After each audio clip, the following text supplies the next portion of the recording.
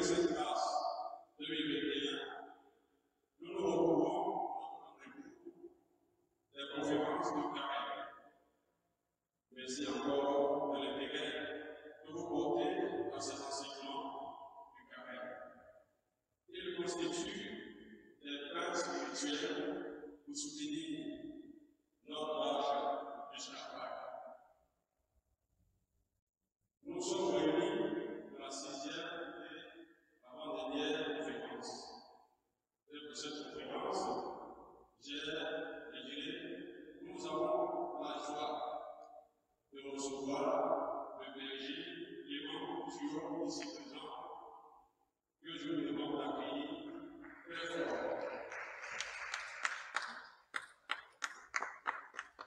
Nous avons besoin de ça.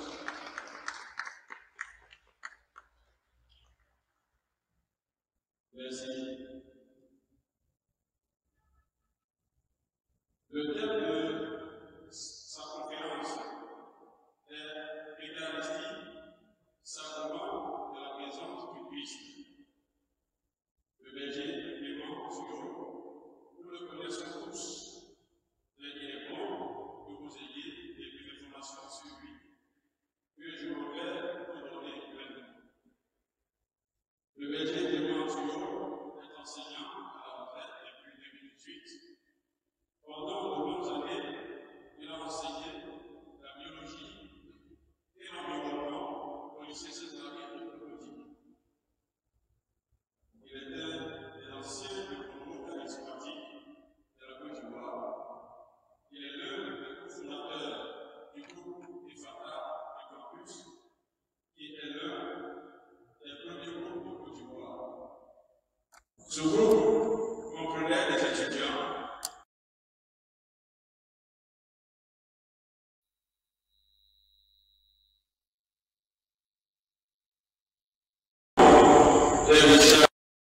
ici alors, pour ne citer que ceux-ci, et des religieux. C'était la naissance d'une folie spirituelle, une expérience bouleversante. Par la suite, Clément Thuot a exercé diverses responsabilités dans le concours, notamment berger, responsable ministère de l'Ange au niveau diocésain et national. En 1993, il crée avec des frères et sœurs les voies de l'amour, qui deviendra plus tard la famille des voies de l'amour. La famille des voies de l'amour est connue par ses fonctions et les équipes lors des grandes rencontres nationales et internationales de l'Église. Elle a son actif de nombreuses discographies. Le berger Clément Thuot était l'accompagnant de retraite ignatienne. Il est aussi formateur du groupe de mariage. Il a une formation approfondie en Bible et en théologie à l'UQAO. Le berger Clément Thuot est marié il y a 37 ans et père de 4 enfants. À toute fin utile, notre conférencier de ce soir est physicothérapeute. Il soigne à l'aide des plantes médicinales. Voici avec nous ce qu'il faut savoir de notre conférencier de ce soir. Cher berger Clément Thuot, merci d'avoir accepté l'invitation pour cette 6e conférence. Je rappelle le thème de notre publication de ce soir, Eucharistie, sacrement de la présence du Christ. Après votre publication,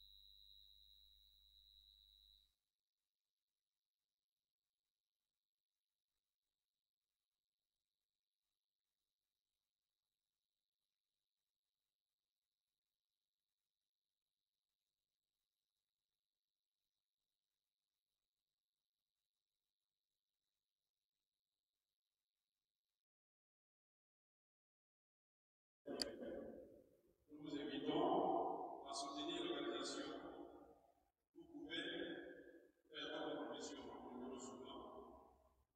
Orange Money 07 07 17 58 22. Je reprends. Orange Money 07 07 17 58 22. MTN Money 05 95 21 41 53. MTN Money 05 95 21 41 53. Move Money 01 43 77 54 54. Move Money 01 43 77 54 54. Pour ceux qui sont hors de la Côte d'Ivoire, contactez les numéros précités pour pouvoir procéder.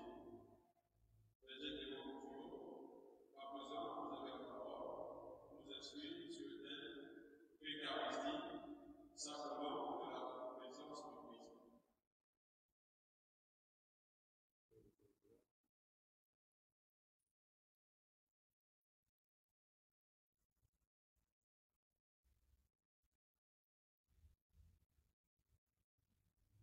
Paix et joie. Ce jour de la conception, nous sommes commencés sans demander la grâce de la présence de Marie et cette espèce sainte. Par ce sanctuaire, nous allons l'esprit saint de l'unité aussi, et depuis l'intelligence de notre cœur, à lui sa parole.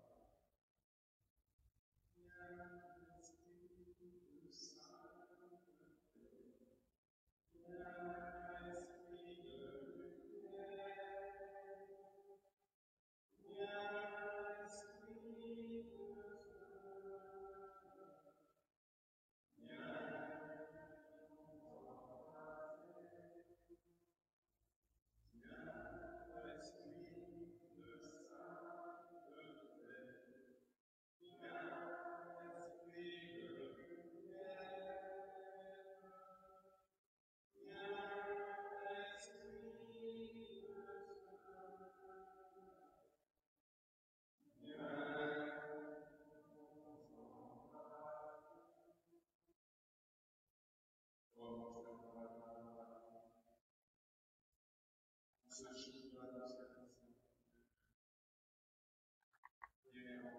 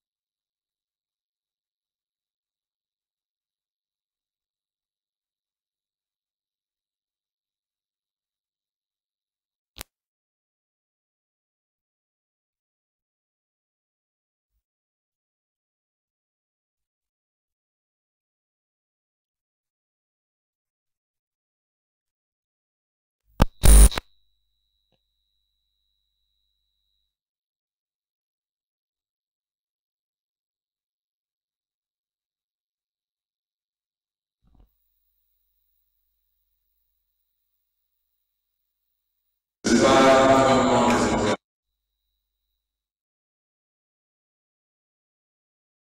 Dans ce segment, ce jour de l'Annonciation, à parler de l'Eucharistie, sacrement de l'Église. Et je dis que le Seigneur a sa façon de conduire les choses. Et je voudrais commencer par les rendez-vous de Dieu. Les rendez-vous de Dieu sont quelque chose d'extraordinaire, mais de l'ordinaire de Dieu. Et l'expérience de la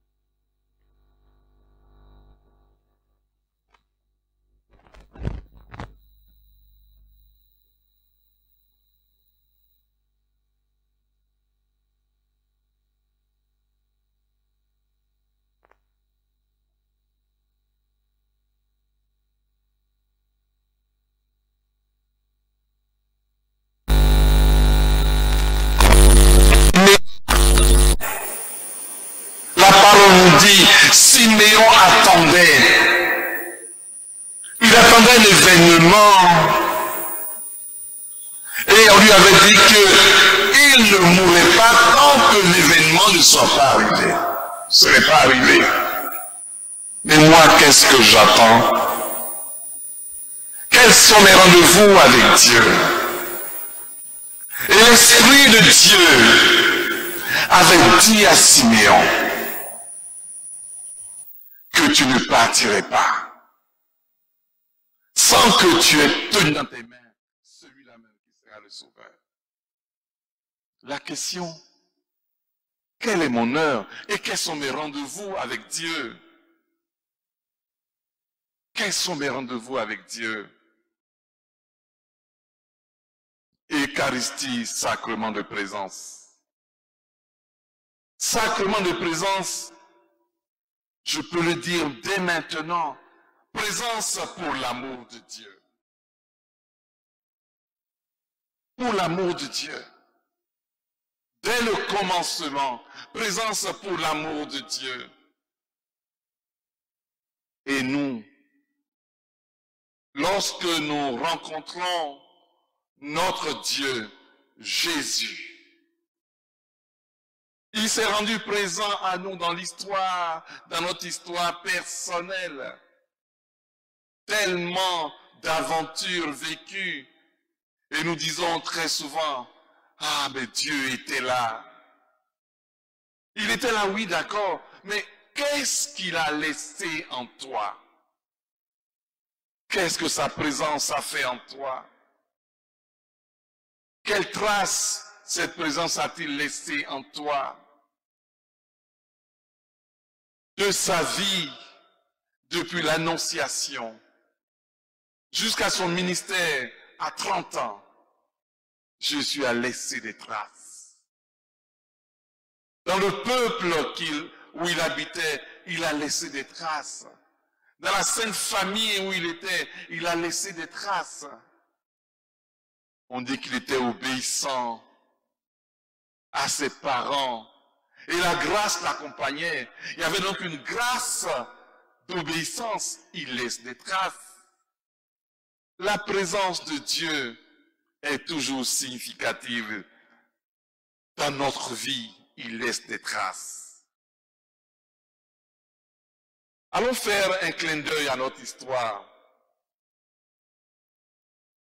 Vous savez, l'Eucharistie dont nous parlons aujourd'hui, dans l'histoire de notre Église, a connu beaucoup de conflits, si on peut dire ainsi.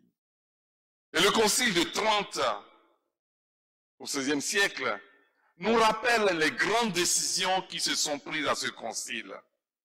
Ce concile réunissait des sommités, des théologiens, des grands de l'Église. Et une des grandes décisions, c'est de dire, et je crois que c'est pour nous une grâce, que l'Eucharistie est la présence de Dieu. Jésus est contenu dans le pain et le vin. Le débat est clos. L'Eucharistie, présence de Dieu. Ce n'est pas qu'un symbole, c'est une présence effective de Dieu. Et nous accueillons cette grâce de décision pour notre Église et pour notre vie chrétienne. Ce soir, nous nous en tiendrons surtout à l'aspect spirituel. Ça veut dire comment le Saint-Esprit, frères et sœurs, nous construit et nous conduit à vivre cette présence de Dieu. Pour beaucoup d'entre nous aujourd'hui, c'est quotidiennement que nous venons faire l'expérience de l'Eucharistie. Mais il n'en a pas toujours été ainsi. Donc quotidiennement, nous sommes visités par la présence effective de Dieu comme corps et sang de Dieu. Comment le Saint-Esprit nous conduit à cette vie? Et c'est cela, mes frères et sœurs, la première dimension de voir que c'est le Saint-Esprit qui œuvre au cœur de nos Eucharisties pour nous conduire à vivre la présence effective. Dieu se manifeste de façon plurielle dans chacune de nos vies. Et quand on parcourt les évangiles, on est frappé. Moi, j'aime ce texte, la pêche miraculeuse, en Luc au chapitre 5. Et la parole nous dit, Jésus était comme insensible au vent qui se levait. La barque bougeait. Et ils disent, mais Seigneur, ça ne te fait rien? Ça ne te fait rien? Jésus était couché, et pas n'importe comment, avec un coussin, et il dormait. Il dormait. La présence de Dieu était comme insignifiante pour eux parce que Jésus dormait. Et dans nos vies, quelquefois, nous avons l'impression que Jésus dort, qu'il n'est pas là. Pourtant, la parole est claire, Jésus est vivant, et il est présent. Et Jésus va dire alors, homme de peu de foi, il calme la tempête, et il annonce cette parole, homme de peu de foi. La manifestation de notre Dieu est d'abord physique. La parole nous conduit à percevoir cette manifestation du corps à corps, où Jésus touche un enfant, il retrouve la vie. Une femme touche ses vêtements, elle est guérie. Il y a donc cette présence du corps de Jésus qui agit, qui réveille les morts. Et un soir à une heure que lui, Dieu, aura choisie, Jésus va rassembler ses disciples et puis là, il va instituer l'Eucharistie à la veille de sa mort. Vous savez, quand on remédite ce passage où Jésus les rassemble, peut-être c'était comme vous et moi aujourd'hui, ils se demandaient, mais qu'est-ce qui va se passer? Ils avaient déjà mangé ensemble, mais ce repas-là serait un repas différent. Ce jour-là, quelque chose va se passer. Et des paroles fortes vont être dites par Jésus. Ceci est mon corps. Ceci est mon sang, versé pour vous. Et cette parole si simple, mais en même temps si profonde, depuis 2000 ans traverse nos vies, traverse le monde. Ceci est mon corps. Et chaque fois que le prêtre, à la messe, ce moment sublime, où c'est Jésus qui est présent, Jésus qui dit, ceci est mon corps, livré pour vous. Ceci est mon sang versé pour vous. Mes frères et mes sœurs, nous participons à ces Eucharisties. Et j'ai comme envie de dire, trop devenu habituel pour nous. Et nous ne réalisons pas la gravité de ce qui se fait à l'instant où Jésus est présent. Il est vivant et il est présent. Et il est vrai que des expériences de témoignages de personnes mystiques ayant eu la qualité de voir, d'entendre, de toucher, de voir que cette espèce pouvait devenir de la chair, du cœur humain, existe. Mais j'ai comme envie de dire, cela n'est pas suffisant pour nous.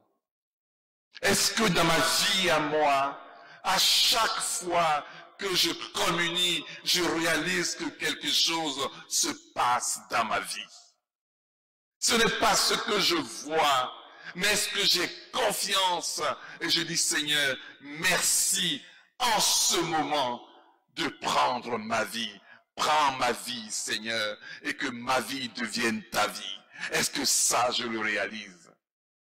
Oh oui, c'est vrai, il y a ces témoignages du pape Bergoglio, dit encore aujourd'hui, Dieu n'a pas fini de nous surprendre. Il veut encore aujourd'hui transformer nos cœurs en son cœur. Et là, il vient à nous. Dieu se rend présent en nous de façon particulière par le sacrement de l'Eucharistie. Renouveler nos vies. Il vient nous amener au salut.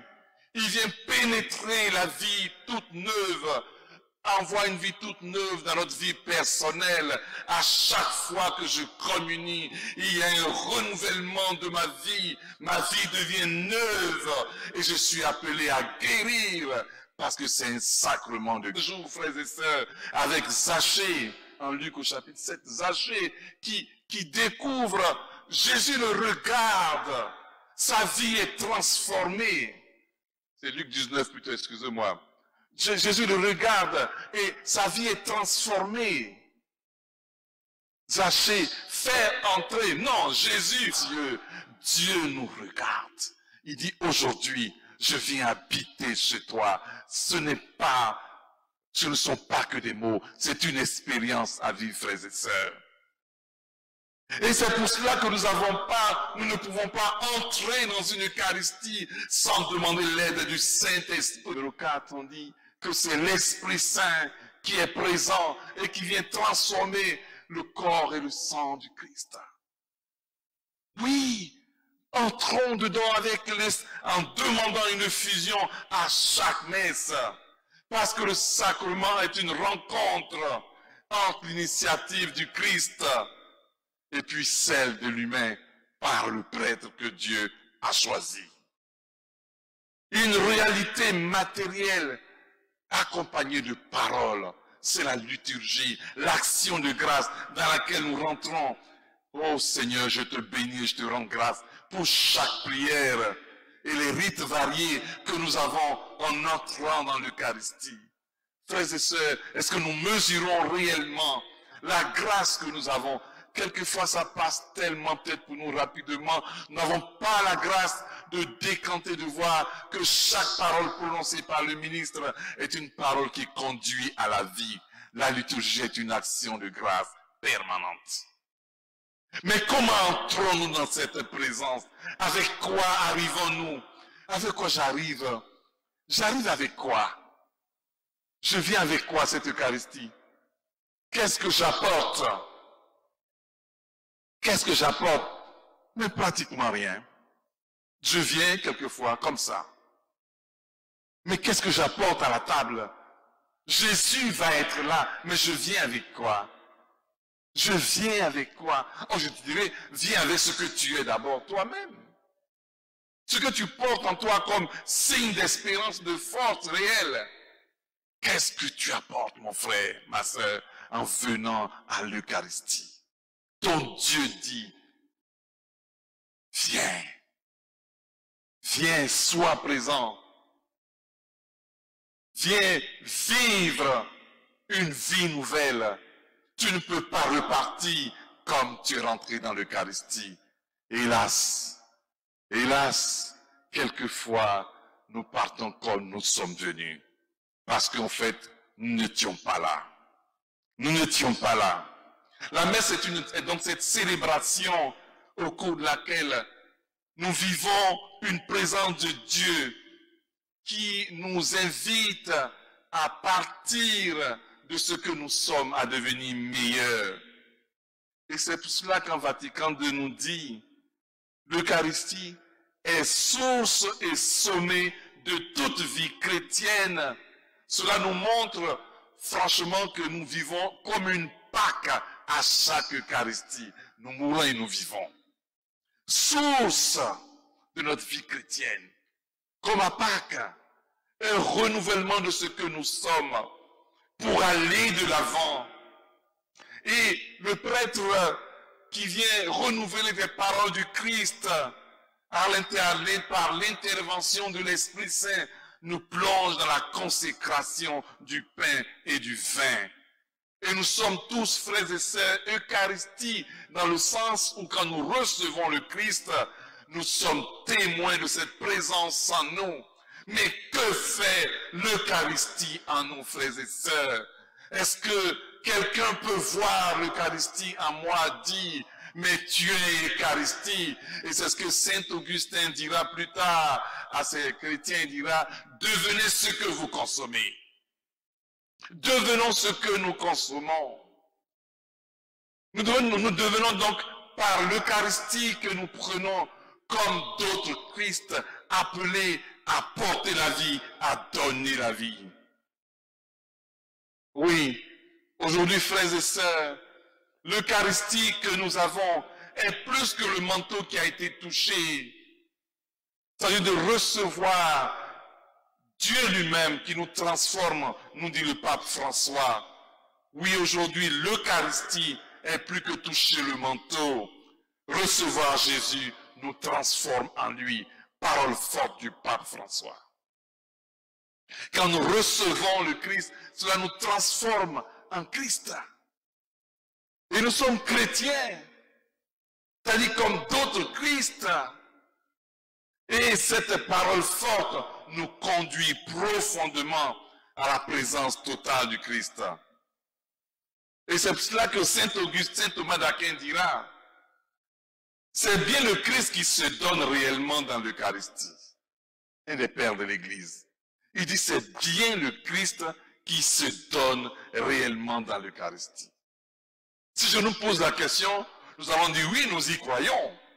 Mais notre foi est-elle assez visible de la présence de Jésus en nous? À tel point que nous soyons contagieux de ce Christ qui est en nous. De ce Christ qui est en nous. Frères et sœurs, la dimension profonde de cette présence de l'Eucharistie en nous a été l'objet de tellement et tellement d'écritures, mais fondamentalement pour ma foi tête de charbonnier. Je crois que c'est ce pain et ce vin, devenir corps et sang du Christ, qui transforme nos vies. Et nous disons ceci est mon corps, ceci est mon sang, en Matthieu 26. Nous pouvons également voir dans l'évangile de Jean, le pain que je vous donnerai, c'est ma chair, donnée pour que le monde ait la vie. Si vous ne mangez pas la chair du Christ de l'homme, si vous ne buvez pas son sang, vous n'aurez pas en vous la vie. Jean chapitre 6. Oui, nous n'aurons pas la vie. Si nous ne mangeons pas, si nous ne buvons pas, nous n'aurons pas la vie. Il s'agit en effet d'une réalité profonde. C'est le Christ qui s'offre lui-même. Oh, frères et sœurs, nous pourrons dire ainsi, tant et tant de fois, la grâce que nous avons. Mais est-ce que nous reconnaissons au fond de nous qu'un jour quelque chose s'est passé? Quelque chose a changé notre vie. Quelque chose a bousculé ma vie. J'ai encore en mémoire ces peuples du Pacifique qui reçoivent l'Eucharistie une fois l'année. Alors le prêtre qui raconte l'histoire, quand il doit aller dire la messe dans ces îles-là, alors il y a tellement d'îles que quand il fait le tour d'une île, il faut une année encore avant qu'il puisse y aller. Alors, quand les peuples sont avertis qu'il va y avoir l'Eucharistie, vous imaginez, sur le lagune, toutes les pirogues se mettent en place sur la lagune, et puis des fleurs sur la lagune, parce que le ministre va venir célébrer l'Eucharistie. Tout le village se met dans des couleurs particulières, et quand le prêtre arrive, c'est avec des danses qu'on l'accueille, parce que quelque chose va se passer là. Le corps et le sang du Christ vont être donnés à ceux et celles qui arrivent, mes frères et mes sœurs. C'est la fête, parce que ils savent que ce qu'ils vont recevoir va encore continuer à travailler en eux pendant toute une année. Mes frères et mes sœurs, ne soyons pas habitués à l'Eucharistie, parce que chaque Eucharistie est une grâce de présence réelle de Dieu en nous. Et Saint Augustin, Un des pères de l'Église nous rappelle que nous sommes tous un seul pain, un seul corps, aussi nombreux que nous soyons. Tous un seul corps. Et j'aime ce chant qui dit, nous formons un même corps, nous qui avons part au même pain. Et Jésus-Christ est la tête de ce corps, l'Église du Seigneur. C'est ça l'extraordinaire, frères et sœurs. Nous formons un seul corps, tous autant que nous sommes.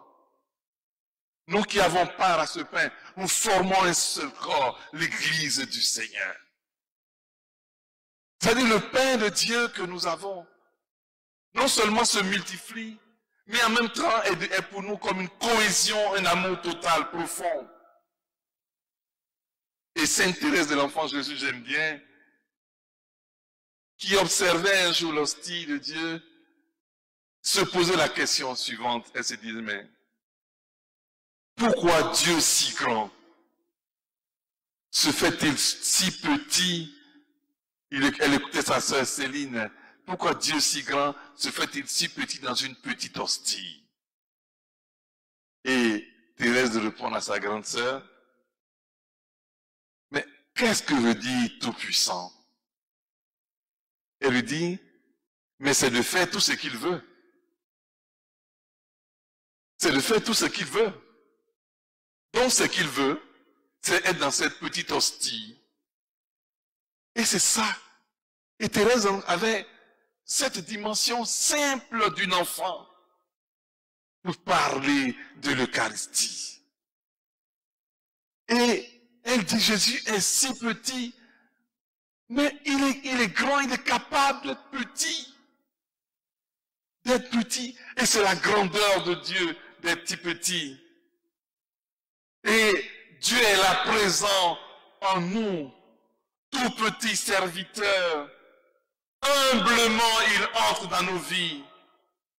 Et j'entends ce chant. Tu es là au cœur de nos vies. Et c'est toi qui nous fais vivre. Tu es là au cœur de nos vies. Bien vivant, oh Jésus-Christ. Oui, tu es là au cœur de nos vies. Depuis 2000 ans, il est là au cœur de nos vies. Bien vivant dans nos louanges également, Dieu est vivant. Bien vivant dans notre assemblée également, Dieu est là. Oui, depuis 2000 ans, Jésus est là et nous allons à lui. C'est comme un besoin vital de respirer et de dormir. C'est-à-dire que le besoin que nous avons de l'Eucharistie est un besoin vital. J'en ai besoin. J'en ai besoin. Je me souviens d'une de nos retraites qu'on avait organisée au Renouveau à Niamey. Et il y avait un monsieur qui était venu. Il avait rompu avec l'église pendant longtemps. Et puis quelqu'un l'a invité à venir à ces retraites que nous avions à Niamey. Il est arrivé un monsieur d'un certain âge. Mais ça faisait longtemps qu'il avait arrêté l'église pour des blessures personnelles. Et ce jour-là, il est arrivé. C'était avec le père Jean Valentine, si je me souviens bien. Et au cœur de l'Eucharistie, il raconte qu'il a eu cette soif, ce désir profond d'aller à la table, de communier. Il dit, j'avais envie de Dieu, j'avais envie de Dieu, j'avais envie de Dieu. J'avais envie de Dieu. Est-ce que frères et sœurs, nous avons envie de Dieu ou alors nous allons simplement comme cela pour faire comme tout le monde? Demandons la grâce, frères et sœurs, d'avoir envie de Dieu, d'avoir cette envie de Dieu profonde, parce que c'est lui qui crée cette envie. Et c'est le Saint-Esprit qui vient creuser en nous également ce désir profond de la soif de Dieu. Et Saint Éphrem, que je vais citer maintenant, nous dit cette parole que j'ai beaucoup aimée. Il dit, et celui qui le mange avec foi, mange le feu du Saint-Esprit. Vous vous rendez compte? Celui qui communie au corps et au sang du Christ, communie également au feu du Saint-Esprit. Mais c'est évident quand on regarde. C'est l'Esprit Saint qui transforme à la prière du prêtre le corps et le sang. Donc quand nous communions au corps et au sang, nous communions également au Saint-Esprit de Dieu. Nous communions au Saint-Esprit de Dieu. C'est un père qui disait que un jour, il y a eu un hold-up au ciel. Hein? Aujourd'hui, il y a eu hold-up au ciel parce que à l'Annonciation, l'Esprit Saint a fait naître, a fécondé Marie. Mais là où est l'Esprit Saint, Jésus était là. Mais là où est Jésus, Dieu le Père aussi était présent. Donc je dis chaque fois qu'à chaque Eucharistie, il y a un don au ciel. Lorsque tu communies, mon frère, ma soeur, tu communies au Père, au Fils et au Saint-Esprit. Gloire à Dieu. Oui, l'Esprit Saint est présent. L'Eucharistie est vraiment un coin du ciel qui s'ouvre sur la terre. C'est un coin du ciel qui s'ouvre, un rayon de gloire, la Jérusalem céleste. Alors moi, pauvre chrétien, je vais communier la présence de Dieu et je suis habité par le Père, le Fils et l'Esprit Saint. Mais pour faire quoi avec tout ça? Pourquoi? Quel est le but final de cette communion que j'ai avec le Père et le Fils? Ils sont à moi, mais qu'est-ce que j'en fais de cette nourriture spirituelle? Mon âme est comblée de grâce. Oh oui, et après? Et après? Notre Sauveur, à la dernière scène, nous dit Vatican II, la nuit où il fut livré, institua le sacrement de l'Eucharistie, de son corps et de son sang, pour perpétuer le sacrifice de la croix au long des siècles, jusqu'à ce que Dieu revienne, et pour confier à l'Église, son épouse bien-aimée, le mémorial de sa mort et de sa résurrection, sacrement de l'amour, signe de l'unité, lien de la charité, banquet pascal dans lequel le Christ est reçu en nourriture. L'âme est comblée de grâce et le gage de la gloire future nous est donné. Vatican II. Le gage de la gloire future nous est donné. La présence du Christ nous donne le gage de la gloire future. Alors j'écoutais un laïc, il me dit, frère, les grands discours de théologiens, moi je ne connais pas. Je regarde simplement ceci. Le soir là, du jeudi saint, Jésus, qu'est-ce qu'il a dit? Pour moi c'est fini. Donc, les théologiens peuvent parler, c'est une bonne chose. Mais moi, j'ai dit, ce que Jésus a dit là, pour moi c'est bon. Je ne veux pas autre chose. Et quelquefois, cette foi de charbonnier peut nous aider dans la simplicité des enfants de Dieu à entrer à l'intérieur et s'en tenir vraiment à ce que Jésus a dit, sans faire de conjectures qui peuvent nous embrouiller, aussi importantes que cela soit. Je n'ai pas toujours été un chrétien qui allait à l'église tous les lundis, tous les jours de la semaine. J'avais fait ma rencontre avec le Seigneur, j'allais à la messe le dimanche, et cela me suffisait bien. Et puis Dieu va me provoquer, je dis entre guillemets comme ça.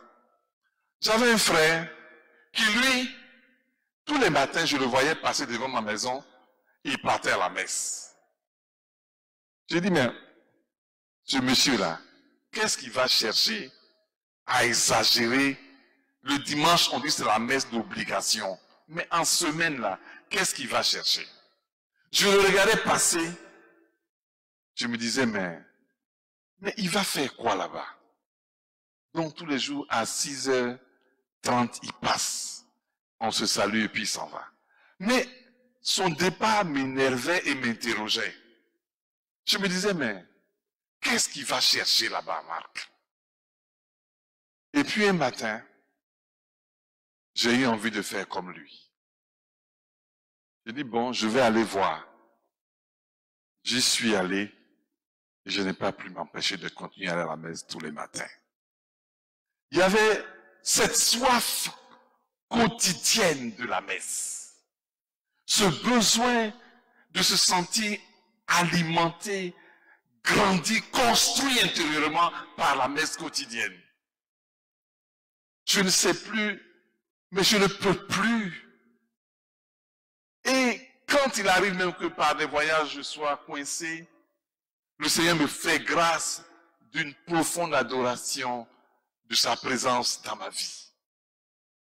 Et un jour, alors que nous allions en mission avec le renouveau à Ouaga, on s'est arrêté à Ferké une nuit durant, fermé. Et quand je suis rentré dans la chapelle, je suis resté pétrifié. J'ai vu écrit, juste au niveau du tabernacle, je t'attendais. J'ai dit, quoi? Tu m'attendais. Donc toi, Jésus, tu m'attendais. Depuis que j'ai quitté Abidjan, tous les 600 kilomètres, toi, tu m'attendais. Frères et sœurs, cette parole a bouleversé ma vie. Jésus m'attendait. Ça veut dire qu'en fait, à chacune des Eucharisties, Jésus nous attend. C'est lui qui nous attend. Nous venons à la messe, mais c'est lui qui nous attend. Mais avec quoi est-ce que je viens à la messe? Jésus dit qu'il m'attend.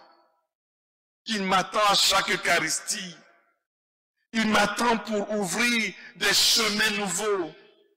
Il m'attend pour ouvrir une présence de sa vie dans ma vie. Jésus m'attend. Il m'attend parce qu'il veut construire quelque chose de nouveau dans ma vie. Il m'attend parce que je sais que je suis un adonné de retard. Mais Dieu prend rendez-vous avec moi. Et lorsque nous lisons le passage des disciples d'Emmaüs, je suis frappé par un passage très discret. La parole nous dit, Jésus les avait rejoints. Jésus les avait rejoints. C'est vrai qu'il y a eu la rupture du pain où l'on reconnu, mais c'est Jésus qui a fait le mouvement vers eux pour les rejoindre. Et comme je souhaite que je prie, que Jésus nous rejoigne à chacune de nos Eucharisties, parce que nous sommes souvent, Seigneur, trop loin de toi. Comme je demande au Seigneur, Seigneur, rejoins-nous à nos Eucharisties, parce que quelquefois nous sommes là, mais nous ne sommes pas présents, Seigneur. Nous ne sommes pas au rendez-vous, nous ne sommes pas à l'heure. Seigneur, comme les disciples d'Emmaüs, rejoins-nous à chacune de nos Eucharisties, Seigneur, pour que nous puissions être là. Rejoins-nous, Saint-Esprit, viens nous rejoindre à nos Eucharisties. Parce que seuls, nous ne pourrions pas. Nous sommes de pauvres pécheurs. Seuls, nous ne pourrions pas, frères et sœurs. Notre humanité voyage en permanence. Dès le début de la messe, nous sommes partis. Alors Jésus, s'il te plaît, comme avec les disciples d'Emmaüs, rejoins-nous à chacune de nos Eucharisties. Et reste avec nous, Seigneur. Et c'est cela aussi rendre présent le sacrifice de l'Eucharistie. C'est une croix permanente, frères et sœurs, que nous avons à vivre au cœur de l'Eucharistie. Il y a des croix à prendre. Il y a des croix à prendre, ces petites souffrances nécessaires à notre croissance spirituelle. Oh oui, ce n'est pas facile, mon frère. Oh oui, ce n'est pas facile, ma sœur. Mais tu viens voir quelqu'un qui est présent. Dépose à ses pieds. Dépose à ses pieds ce que tu as comme souci. Et regarde-le. Viens à lui avec des grâces de bénédiction. Viens lui dire merci parce que lui, il s'est donné à toi corps et sang. Bien chers frères, bien chères sœurs, cet amour de Dieu pour nous, cet amour de Dieu qui se concrétise dans sa présence au cœur de l'Eucharistie, il n'est qu'amour. La présence eucharistique de Dieu ne dit que l'amour de Dieu, rien d'autre. C'est parce que Dieu nous aime qu'il est présent à l'Eucharistie. C'est parce que Dieu nous aime qu'il fait corps. Est-ce que tu permets que je rentre, que je vienne avec toi aujourd'hui, à l'instant présent, pour vivre avec toi ce temps? Et un des pères de l'Église nous rappelle que nous ne pouvions pas aller, il n'est pas bon d'aller à la table sainte sans avoir une adoration pour le Seigneur.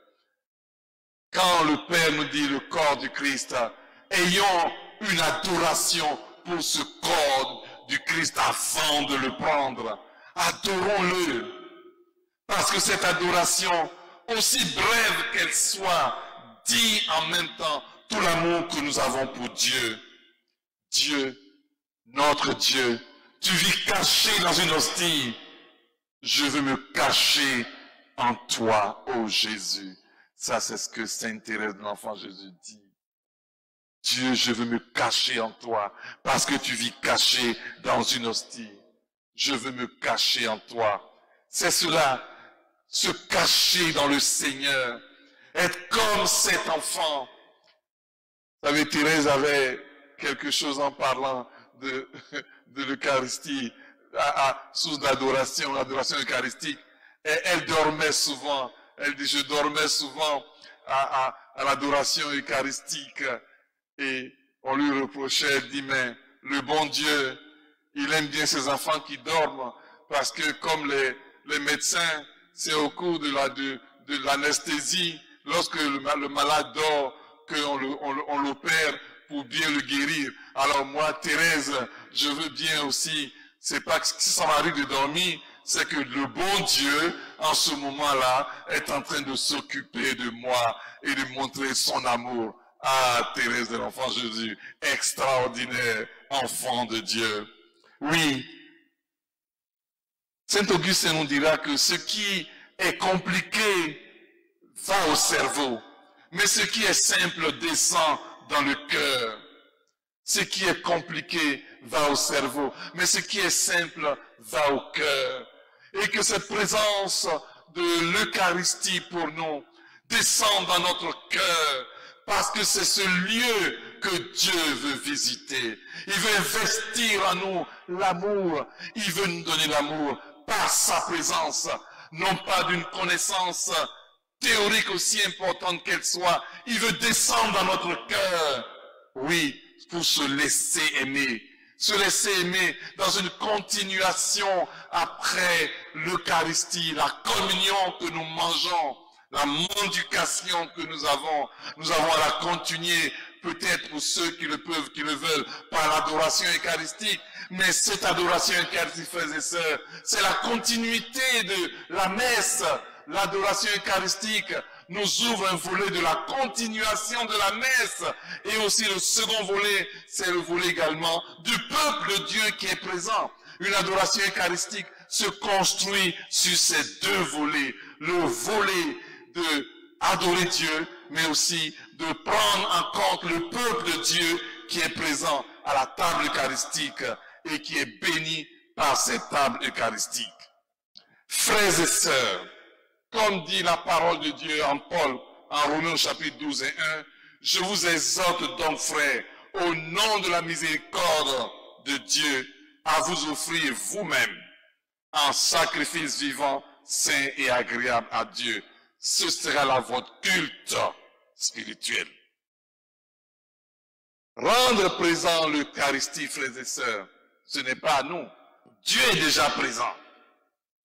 Et il nous invite à travers Paul à nous offrir nous-mêmes en sacrifice agréable. Comment? C'est simplement aimer Dieu. Comment? Accueillir le Saint-Esprit. Devenir comme ces pierres vivantes. Accueillir le Saint-Esprit de Dieu. C'est à cela que nous sommes appelés.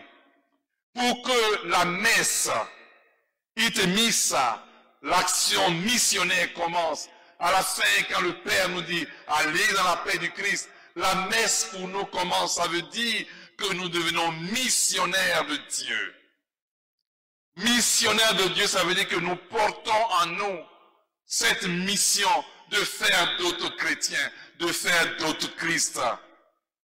À quelles conditions? Voici peut-être plusieurs semaines que des enseignements sont faits à l'occasion de ce carême. Ces enseignements sur l'Eucharistie. Comment est-ce qu'ils nous ont mis en route? Qu'est-ce qui a changé de ma façon de vivre l'Eucharistie? Qu'est-ce qui a changé de ma façon d'aimer le corps et de le respecter, d'aimer le sang et de le respecter? C'est un appel à une alliance nouvelle. Mais surtout à une condition, à ne pas manger à deux tables. Vous savez, nous avons des spécialistes qui mangent à deux tables. À la table du Christ, et puis à une autre table bizarre quelque part, au nom des peurs qu'il a, qui va chercher des petits génies. Ça, c'est anathème. Parce que nous avons un Dieu qui est jaloux. Si tu manges à la table du Christ, ne mange pas à deux tables. Sinon tu attires sur toi des malédictions. Et le temps est favorable, frères et sœurs, d'arriver au Seigneur en nous réconciliant avec lui. À la table unie que Dieu nous donne, la table de l'amour. Et ces bontés ne sont pas finies. Chaque jour, elles se renouvellent. Chaque jour, elles se renouvellent. L'amour de Dieu se renouvelle à temps et à contre-temps. Et je dois vous dire, frères et sœurs, nous sommes invités par l'Esprit Saint à faire une expérience quotidienne de la présence de Dieu dans notre vie au cœur des Eucharisties. J'ai eu la chance au cœur d'une mission en Italie. Nous étions assises à un grand rassemblement du renouveau au cours duquel il y a eu une Eucharistie et à la fin de la communion, on pouvait sortir de la tente et aller sur des grands jardins pour méditer. Ce jour-là, j'avais été de façon spéciale habité par l'Esprit Saint. Je crois que j'ai fait une effusion du Saint-Esprit. Et quand je suis sorti là sur les jardins, je n'avais plus envie de bouger. Il y avait une présence du Seigneur dans ma vie. Mes larmes coulaient, j'avais un besoin, je me sentais aimé de Dieu. Je me sentais béni par le Seigneur. Je disais, Seigneur, vraiment, il est bon. Je comprends maintenant Pierre et les autres. Il est bon de dresser 3 tentes et de rester ici avec toi. Et comme j'aimerais que chacun de nos frères et sœurs, à chacune des Eucharisties, que ce ne soit plus à la sauvette, que tu puisses dire, il est bon, Seigneur, comme à la transfiguration, de dresser des tentes ici et de rester avec toi, Seigneur, parce qu'il est là. Il est là. Le Saint-Esprit est là. Il est présent et Dieu le Père est présent. Ces 3 personnes sont là. Et comme je souhaite cela pour toi, ma sœur, pour toi, mon frère. Oui, nous avons en Dieu la vie. Nous avons en Dieu le mouvement et l'être. Et demandons au Seigneur cette grâce profonde.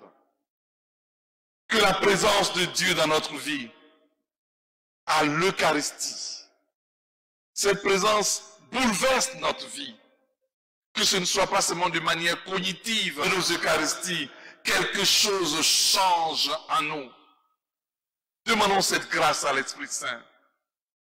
Oui, le Saint-Esprit, en ce moment, est favorable à toutes ces choses. Le Saint-Esprit nous donne de construire un ciel nouveau. Parce que notre Dieu, Jésus-Christ, est devenu pain, est devenu sang, est devenu corps et sang.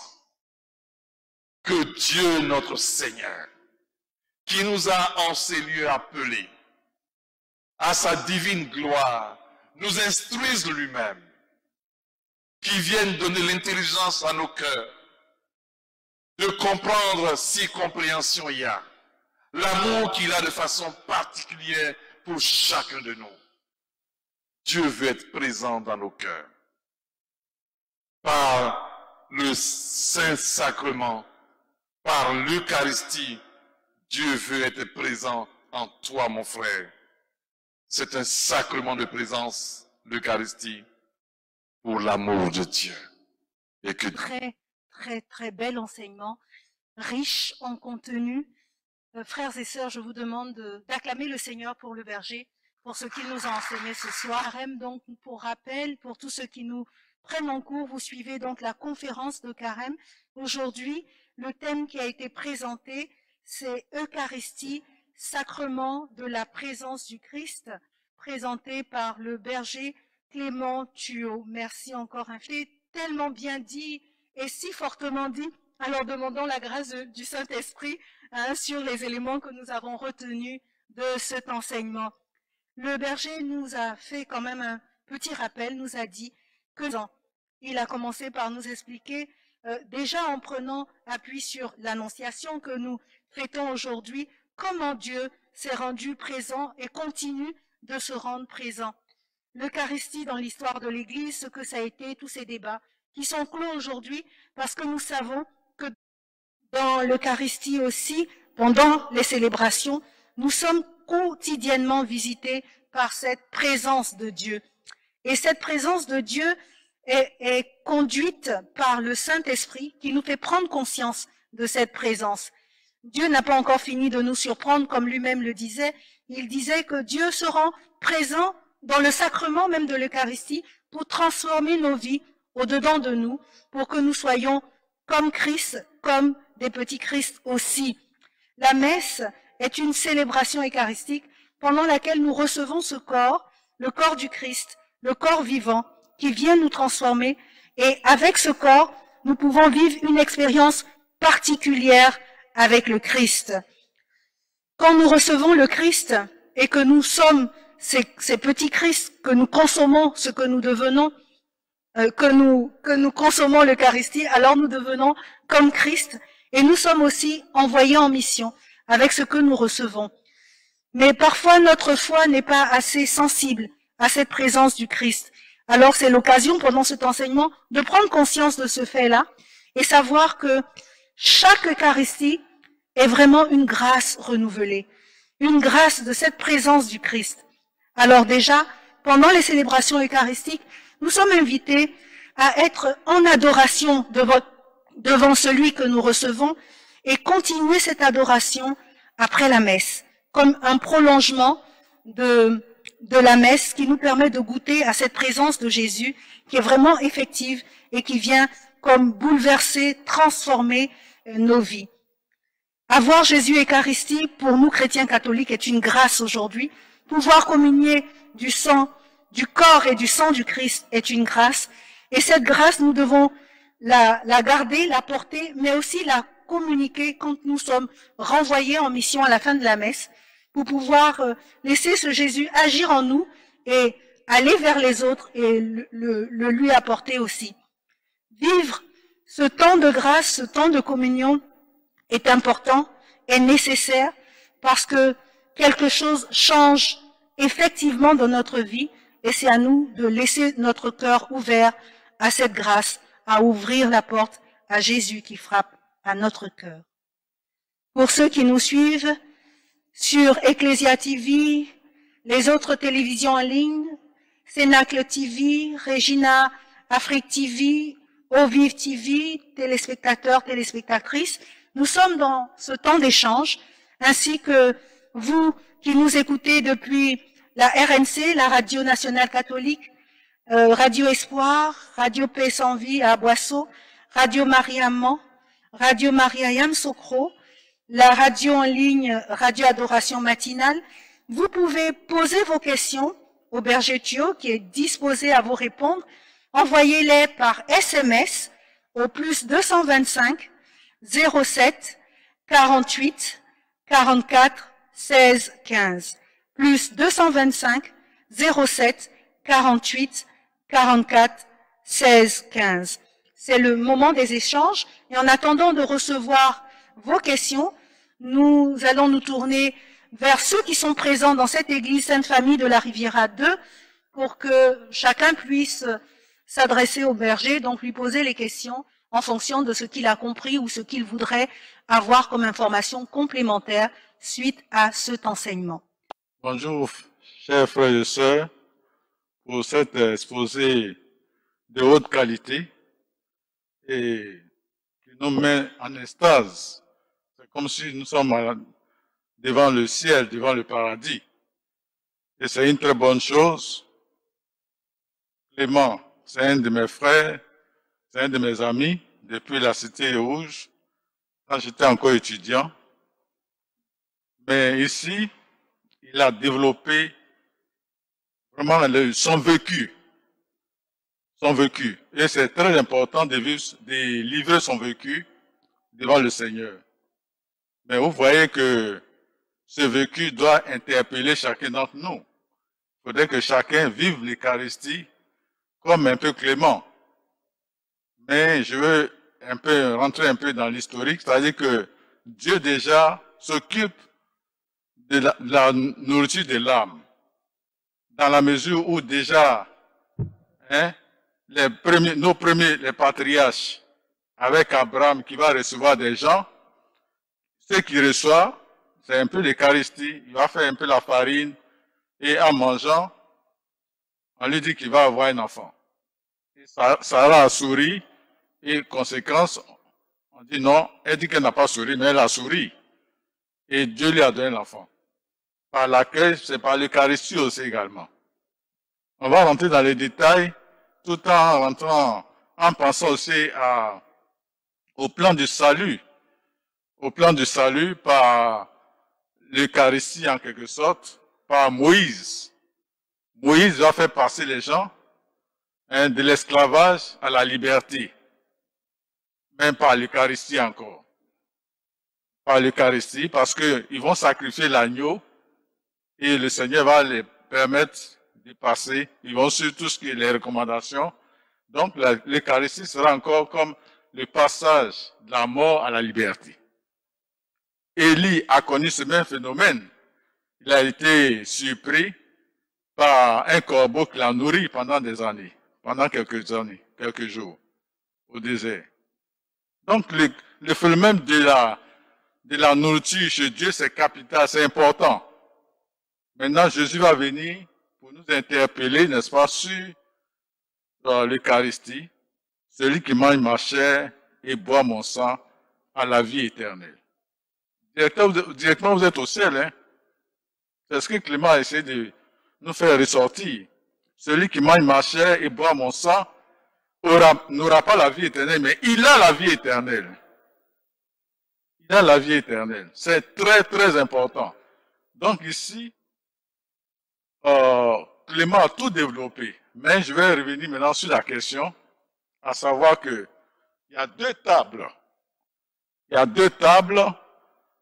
Vous avez vu quand Jésus était ressuscité. Quand Jésus est ressuscité, il va croiser quoi? Les disciples d'Emmaüs. Quand il les croise, il va les faire ressortir sur son état, comment il était, pour qu'ils sentent que vraiment il est ressuscité.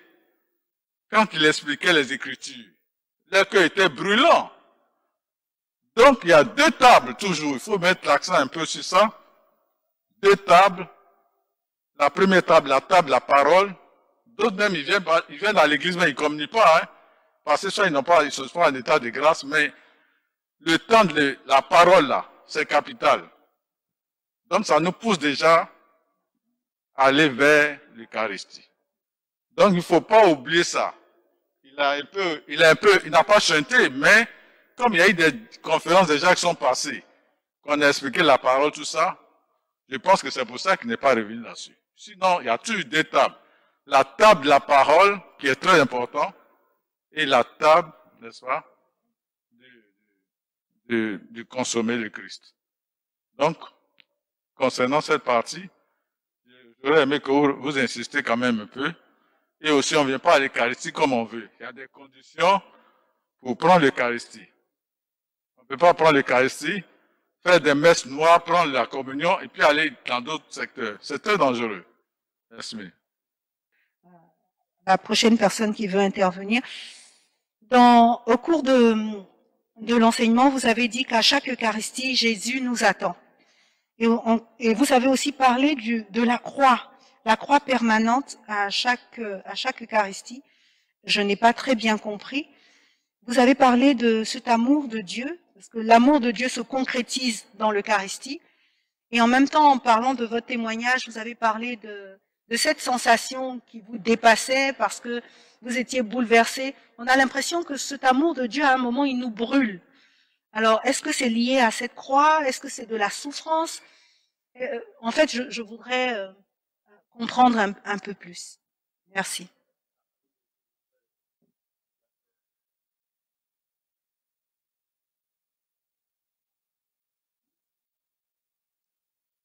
Bonsoir, Berger.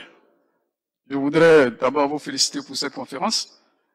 Vous avez invoqué l'Esprit Saint. Je vois que vous êtes vraiment habité par l'Esprit Saint. Et puis, simplement, je me présente d'abord, je suis Jean Couty Diakité, je suis de la paroisse Sainte-Famille. Je me pose une question que le pape s'est posée, ok?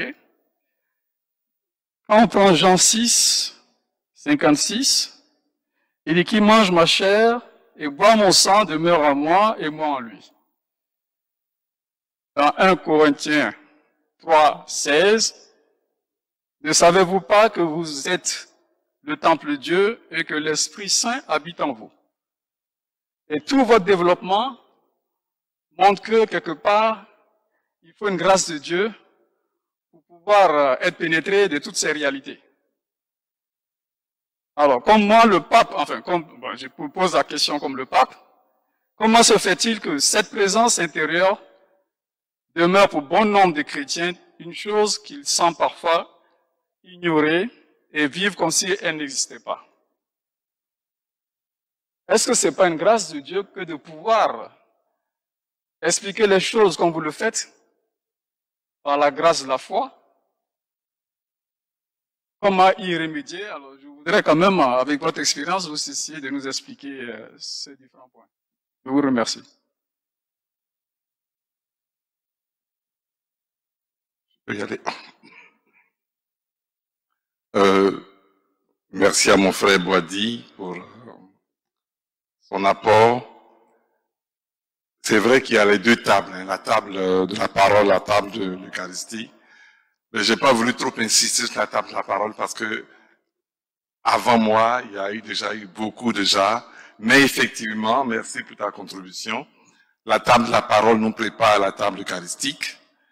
Et pour ceux qui ne peuvent pas communier effectivement à l'Eucharistie, la table de la parole vient comme guérir, et je veux dire mieux, même la table de l'adoration eucharistique, quand ils vont à l'adoration, j'aime ce chant qui dit Dieu a mis son corps entre nos mains, et en même temps de trouver dans ma vie ta présence par le regard que j'ai. Et ce chant dit par exemple, je veux voir Dieu, le voir de mes yeux, joie sans fin. Vous voyez, donc voir Dieu est à la fois une source guérissante. Vous voyez, donc pour ceux qui ne peuvent pas à la table eucharistique, c'est vrai que la table de la parole joue un rôle très important et nous prépare à la table eucharistique. Je ne ferai pas de commentaires dessus. Merci pour ta contribution. Alors, la croix à l'Eucharistie. L'Eucharistie est le lieu où Jésus se donne. Et là où Jésus s'est donné, c'est la Pâque. Et à la Pâque, il y a mort et résurrection. Il y a mort et résurrection. Donc, à chaque Eucharistie, il y a mort et résurrection. Jésus se donne. Donc, chacun de nous, nous mourons à nous-mêmes et nous ressuscitons en même temps par cette communion que nous prenons. C'est ça la présence de la croix au cœur de l'Eucharistie. J'ai dit, bon, quelquefois, ces mystères passent tellement vite qu'on n'a pas le temps, mais c'est un lieu de croix, une croix en même temps glorieuse aussi également, parce que quand elle nous guérit également, c'est un peu cette dimension que je voulais montrer. Alors, l'amour qui brûle, oui, l'amour brûle. L'amour brûle dans le sens où on ne peut pas, ce n'est pas seulement de l'émotion, c'est vrai autant que on décrit, on voit ça comme une émotion, Mais l'amour est une présence effective et nous met en action. C'est-à-dire, elle nous conduit vers d'autres frères, vers d'autres sœurs. Et c'est vrai, quand il m'arrivait d'observer beaucoup de frères et sœurs qui venaient de retraite, mais ils brillaient tous. Il y a quelque chose, vous voyez, qu'il faut avoir, vous voyez, les personnes, quand ils ont fait cette expérience durant 3 jours, une semaine, plongés dans le Seigneur, il y a quelque chose qui transparaît dans leur visage. Vous voyez, ce n'est pas seulement de l'imagination, c'est une réalité de transformation du cœur qui se voit à l'extérieur. Donc c'est ce que je peux dire par l'amour qui brûle. Maintenant, le frère qui nous a parlé de la question de la nourriture de Dieu, et puis ne savez-vous pas que votre corps, c'est bien ça, c'est ça, est le temple du Saint-Esprit, et puis cette présence ignorée par tant de personnes. Vous voyez, moi, ce qui m'a frappé de ma foi chrétienne catholique, c'est la liberté de Dieu. Et ça, c'est à la fois la grâce que nous avons, mais le point de faiblesse de Dieu. Notre liberté est la faiblesse de Dieu. S'il y a une chose que Dieu ne peut pas obliger quelqu'un à faire, c'est sa liberté. Donc Dieu, et c'est ce que je dis, va faire durant toute sa vie. Que veux-tu que je fasse pour toi? Donc Dieu nous propose. Il propose, à chaque instant, il propose. L'Église nous propose. Les formations que nous faisons proposent. Mais on passera à côté. Il est quelquefois par l'heure, quelqu'un me disait, le rendez-vous de Dieu, c'était un rendez-vous éternel, et puis quelquefois, certains, c'est à la dernière minute qu'ils entendent le toc-toc à la porte. Donc, c'est cette expérience que nous avons, de ne pas se décourager, de rester à côté de ces personnes qui n'ont pas perçu encore, ces personnes qui n'ont pas touché encore, mais espérer que quelque part, comme avec les disciples d'Emmaüs, un jour, leurs yeux vont s'ouvrir et qu'ils verront. Voyez, c'est un peu cette espérance que nous avons, sans les juger, parce que Dieu est libre. Il prend son temps avec qui? On dit que devant un saint, derrière un saint, il y a un pécheur, et devant lui, il y a un saint. Voilà, devant tout homme, il y a un saint. Ça veut dire que la patience de Dieu, elle est à la fois la grâce que nous avons pour nous les hommes. Donc c'est pour cela que on est patient et on ne désespère pas de ce que chacun de nous fera une expérience personnelle de Jésus-Christ. Parce que il n'y a pas d'autre mot. Ce n'est pas seulement une question de religiosité, aussi importante qu'elle soit. C'est la question de rencontrer une personne qui s'appelle Jésus-Christ. Tout change ce jour-là. Quand on l'a rencontré, on a fait cette expérience de Dieu dans sa vie, les lectures se font autrement. C'est pas qu'on est devenu un saint, mais on a une façon de vivre les choses qui est différente. Et c'est à cela que nous devons tous tendre. Et l'Eucharistie est là pour nous y aider.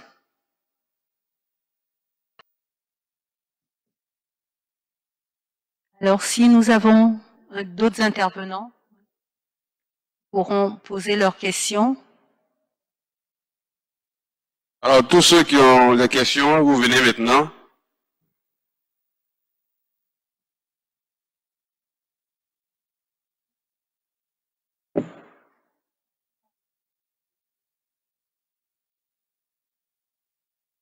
Bonsoir, Berger. Merci, vraiment, merci. Merci, Berger, pour cet enseignement. Merci pour tout. Ma question est que, est-ce que, étant chrétienne, Dieu m'a fait la grâce de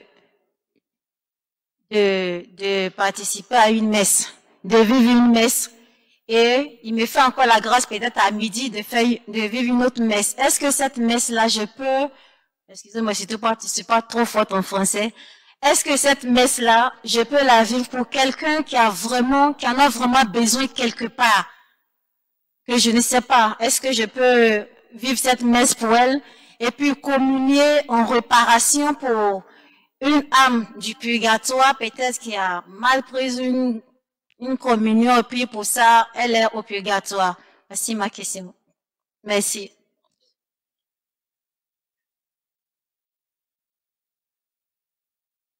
Bonsoir Berger. Merci beaucoup pour ce brillant enseignement. J'ai deux questions. Quand vous avez fait votre exposé, vous parlez souvent de chrétiens, chrétiens, chrétiens. Pas souvent de chrétiens catholiques. Parce que ce sont les chrétiens catholiques qui prennent l'Eucharistie, qui essayent de prendre l'Eucharistie tous les jours. Mais il y a aussi d'autres chrétiens, vous voyez de quoi je veux parler, qui ne prennent pas l'Eucharistie tous les jours. Pourtant, on a eu la même Bible et je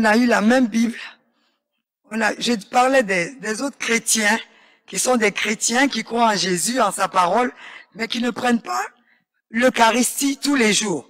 Pourtant, on a la même Bible où Jésus nous dit, ceci est mon corps, ceci est mon sang.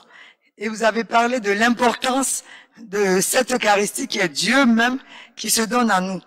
Est-ce que vous pouvez me donner une petite explication sur ce point?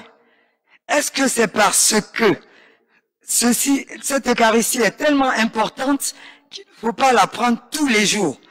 Comme vous disiez tout à l'heure, dans certains pays où le prêtre vient une fois par an, ça devient vraiment une très grande fête. Et on sent que ceux qui prennent l'Eucharistie ce jour-là sont vraiment heureux, transformés et tout, au point qu'ils peuvent tenir encore pendant 1 an. Alors que nous qui prenons l'Eucharistie tous les jours, est-ce qu'on a cette même exaltation? Est-ce qu'on a cette même compréhension de l'Eucharistie? Ça, c'est ma première question. Ma deuxième question, je voulais vous demander, ceux qui ne peuvent pas prendre l'Eucharistie, pour une raison ou pour une autre, et qui font ce qu'on appelle la communion spirituelle, est-ce que ça a la même valeur? Parce que là, nous, quand on communie, on prend le corps et le sang du Christ, le Christ se donne à nous, on est transformé de l'intérieur. Celui qui ne peut pas ou qui ne peut plus prendre l'Eucharistie pour certaines raisons, parce qu'il y a certaines dispositions dans l'Église, et qui fait quand même la communion spirituelle, qui va à la messe tous les jours, est-ce que c'est la même chose pour lui? Je vous remercie. Je m'appelle Madame Tano de la paroisse de la Sainte Famille.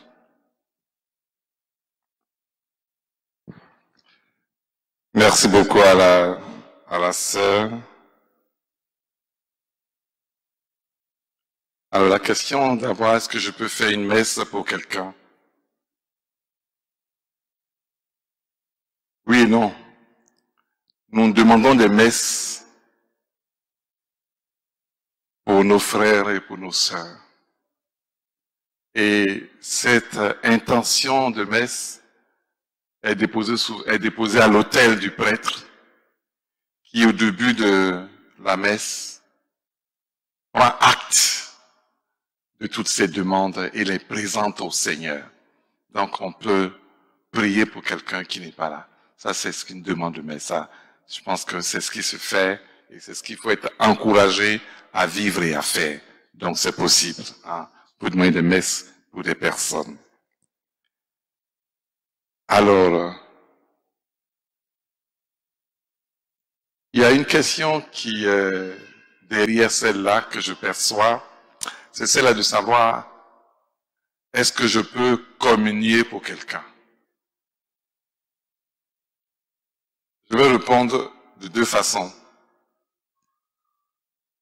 Certains pères de l'Église, pour les couples mariés, où l'un des conjoints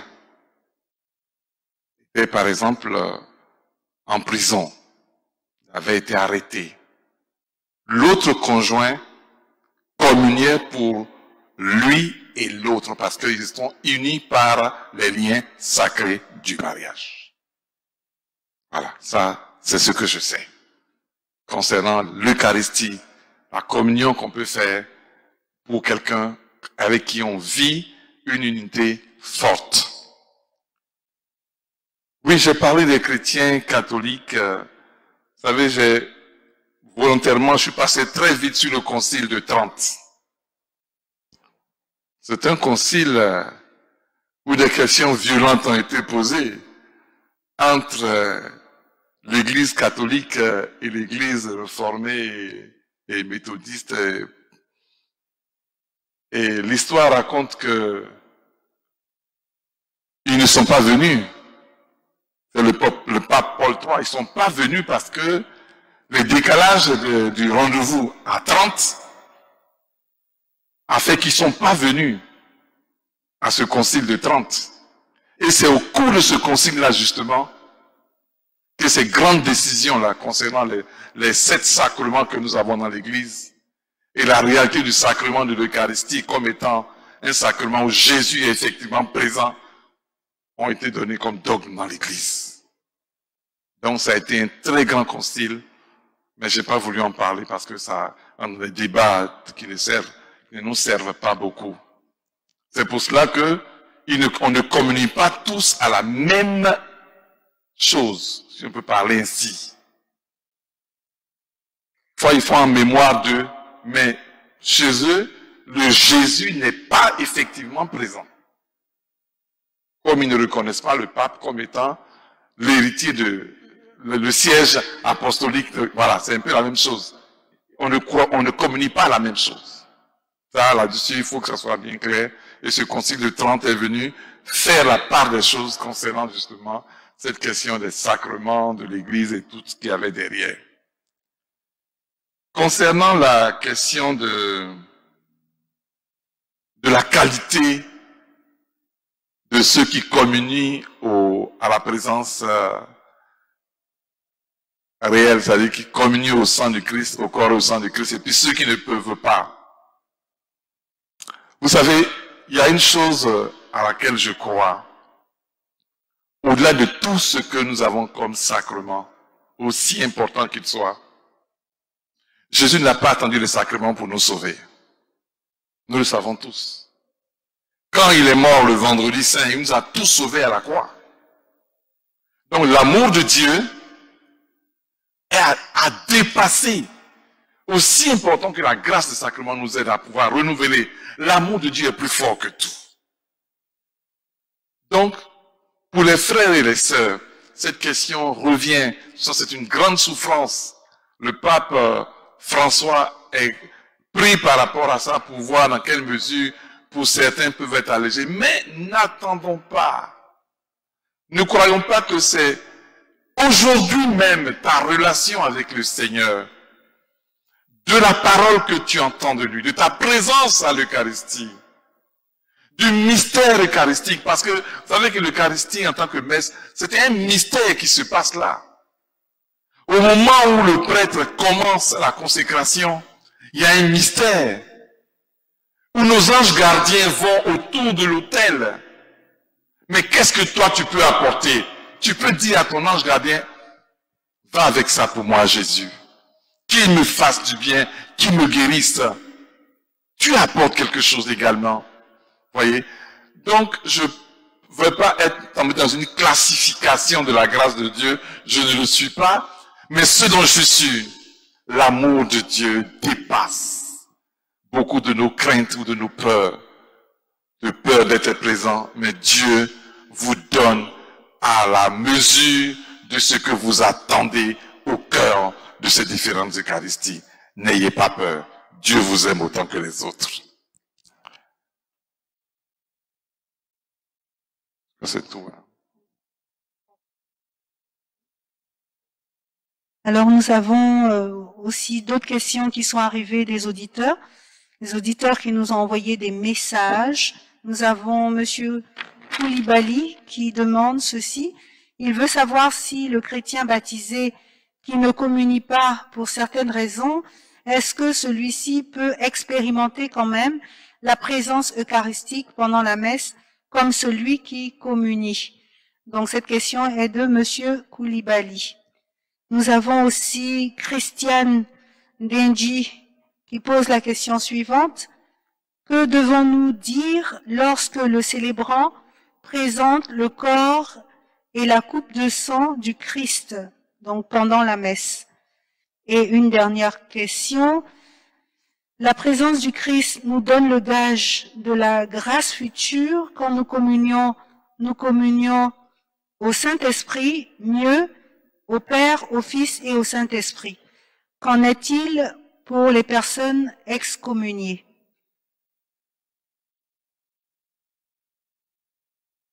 La dernière question. Donc, nous communions, quand nous communions au Saint-Esprit, au Père, au Fils et au Saint-Esprit, et la présence du Christ nous donne le gage de la grâce future. Mais qu'en est-il pour les personnes excommuniées?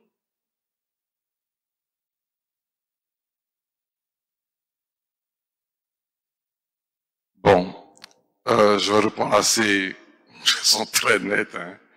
Le baptisé qui ne communie pas pour des raisons personnelles, c'est vraiment dommage. Je pense que c'est dommage. La question, c'est de savoir est-ce que il peut expérimenter l'amour de Dieu. Oui, parce que l'amour de Dieu est fonction de la capacité de l'accueil qu'il a de cet amour. Parce que si ce qui l'empêche d'arriver à la table sainte dépend effectivement de lui, qu'il peut avancer, nous l'encourageons à avancer pour arriver à la table sainte. Parce que tout est question du prix à payer. Vous voyez, et la croix là, il y a un prix à payer. C'est difficile comme ça au téléphone de lui dire, je ne sais pas, ce qu'il vit réellement. Moi, je l'encouragerais simplement ici à rencontrer un prêtre pour un discernement clair de sa situation. Vous voyez, parce que j'ai peur de donner des réponses qui peuvent tomber dans un sac où tout peut y être, tout peut y être. Mais déjà, je veux dire, la miséricorde de Dieu est grande. Ça, c'est bon à savoir. Mais qu'il rencontre le prêtre de sa paroisse pour parler avec lui des difficultés qu'il porte. Mais si vraiment cela ne dépend pas de lui, que, bon, il est prisonnier d'une situation, mais que ça ne soit pas lié non plus à des génies ou alors à d'autres esprits, hein, qu'il y ait d'autres tables qui ne confessent pas Jésus-Christ, là je dirais, non, là il faut faire très attention. Mais généralement, autant que faire se peut, si vous êtes contraint par des réalités religieuses en tant que telles, l'amour de Dieu est au-delà. Moi, je crois qu'il ne faut pas se décourager de cette situation-là. Ensuite, c'était...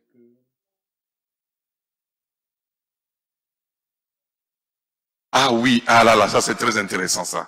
Lorsque le Père présente le corps et le sang du Christ. Vous voyez, il y a une dizaine d'années, j'étais à la messe à l'incarnation, à la messe.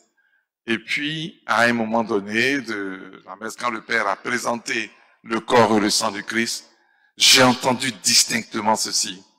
Jésus, je t'aime. J'ai tressailli. Je me tourne, je vois un enfant de 6 mois que sa maman portait. J'ai demandé à sa maman, c'est lui qui a parlé? Elle me dit oui. J'ai dit, mais qu'est-ce qu'il a dit? Il a dit, Jésus, je t'aime. Je n'avais jamais entendu ça. L'enfant qui a dit, Jésus, je t'aime. Et depuis, c'est devenu ma prière. Jésus, je t'aime. Parce qu'effectivement, cet enfant, l'esprit était passé pour m'enseigner que c'est l'amour de Dieu qui était là. Et depuis, je dis, quand on lève l'hostie, c'est vrai que il y a beaucoup mais je dis, mais Jésus, je t'aime. Je t'aime, Jésus. Vous voyez? Voici le corps du Christ. Je t'aime, Jésus. Je crois que c'est cette réponse qu'on peut donner, hein. Mais sinon, il y a les réponses classiques que nous avons, hein, qui sont du genre, mon Seigneur et mon Dieu. Il y en a encore d'autres encore. Il y a une réponse où on chante souvent. Donc chaque célébrant trouve donc une parole. Mais moi, aujourd'hui, c'est cette parole de Jésus, je t'aime, qui m'habite. Et depuis, je crois que c'était pour moi, hein, bon, j'ai été surpris, pas surpris. J'étais à une messe il y a 2 semaines. J'ai entendu le prêtre aussi dire, en levant l'hostie, Jésus, je t'aime. J'ai dit, mais gloire à Dieu. Hein, gloire à Dieu. Donc c'est ce que je dis moi souvent, Jésus, je t'aime. Hein, quand ça arrive. Alors, pour l'excommunier, je ne sais pas comment cette personne se sent excommuniée. C'est quand même quelque chose de grave d'être excommunié. Je ne sais pas si réellement, si ce qu'il veut dire s'entend bien dans ce qu'il dit, hein. coupé de la communion, mais tu t'es coupé de Dieu. Bon, je sais pas quelle réponse te donner, mais tu t'es coupé de Dieu, reviens à Dieu. Tu peux pas te couper de Dieu et puis attendre de Dieu quelque chose. Tu t'es coupé de Dieu, reviens à Dieu. Moi, je pense, est-ce que je peux te passer excommunier, ça veut dire vraiment que tu t'es coupé de la communion complètement. Vous voyez? Si c'est d'autres volontaires, mais moi, je te dirais, mon frère ou ma sœur, reviens à Dieu. Ne te coupe pas trop longtemps de Dieu. Sinon, bon, si tu es coupé, ben, tu es coupé.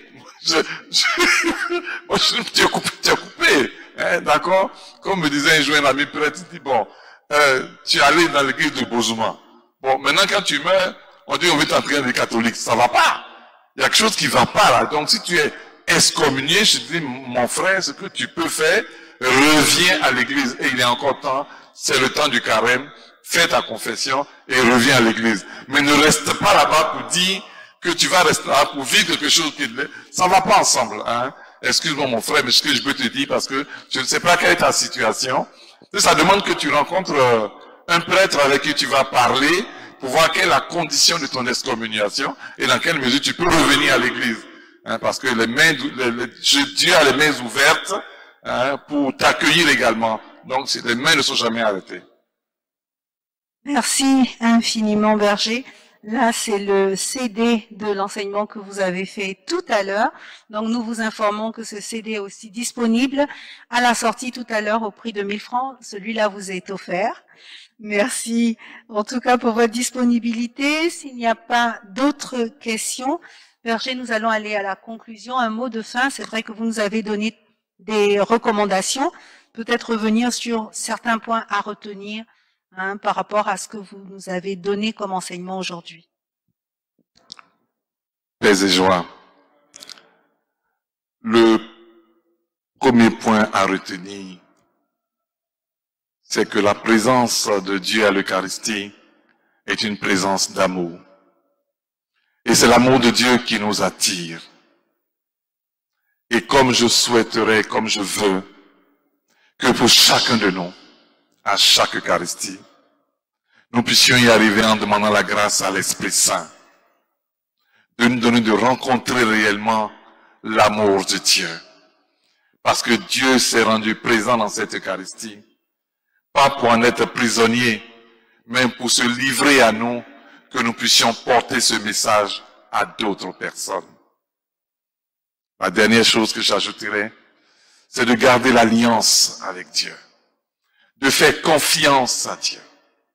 Quelle que soit la situation que tu vis, quel que soit le regard qu'on a sur toi, sache que Jésus a un regard de patience, de miséricorde vis-à-vis de toi. Il ne t'a pas condamné, il ne t'a pas rejeté. Il vient vers toi et il t'attend. Il t'attend simplement. Alors, peut-être comme les disciples d'Emmaüs, retourne-toi, il est juste à côté, et dis bonsoir Jésus, comme j'aimerais avec toi vivre un temps aujourd'hui et demain. Que Dieu vous bénisse. Amen. Alors, nous rappelons à tous qu'il faut soutenir cette équipe qui gère les conférences de carême, donc nous allons faire la quête. Et avant de faire la quête, peut-être la prière finale pour permettre à nos techniciens de s'organiser. Alors un grand merci à toutes les chaînes, à toutes les télés, toutes les chaînes et toutes les télés qui ont été présentes à cette conférence de carême. Donc c'était notre 6e conférence de carême. Grand merci à Ecclesia TV, Cénacle TV, Regina Afrique TV, Eau Vive TV.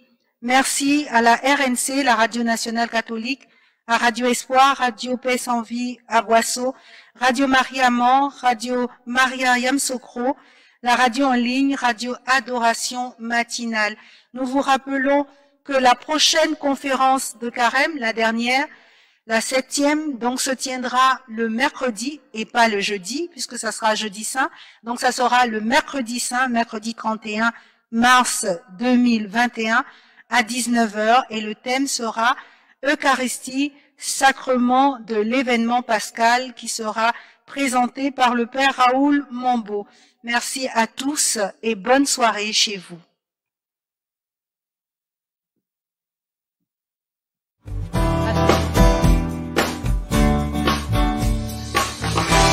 Et du Fils et du Saint-Esprit.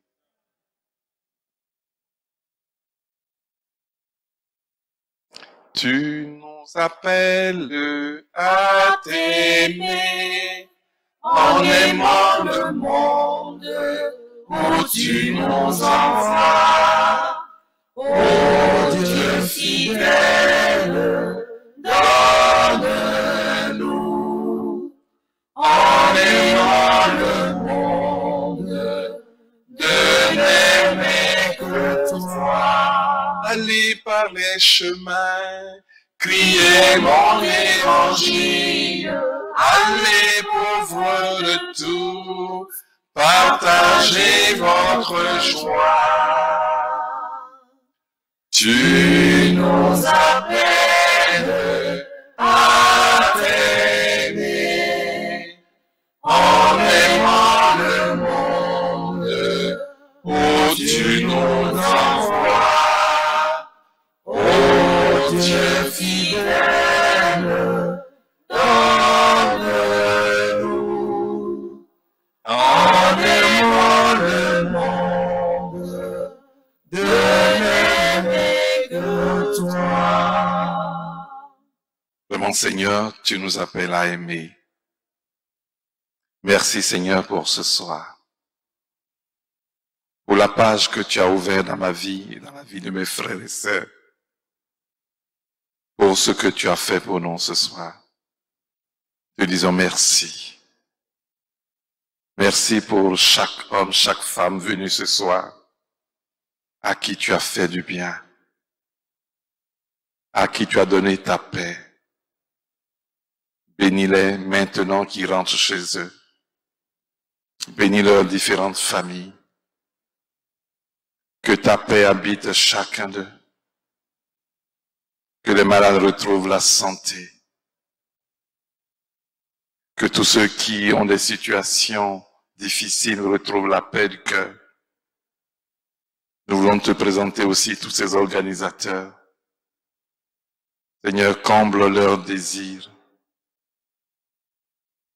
Bénis-les dans leurs activités pour annoncer Jésus, présence eucharistique.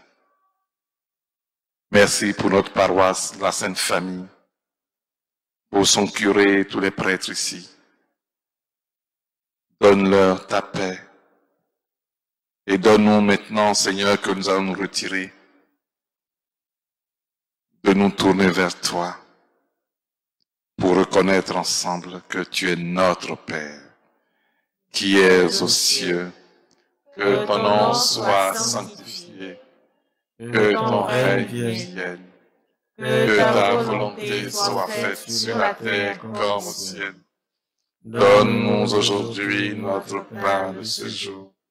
Pardonne nos offenses, comme nous pardonnons aussi à ceux qui nous ont offensés. Et ne nous laisse pas entrer en tentation, mais délivre-nous du mal. Car c'est à toi qu'appartiennent le règne, la puissance et la gloire, pour les siècles et les siècles. Amen. Au nom du Père et du Fils et du Saint-Esprit.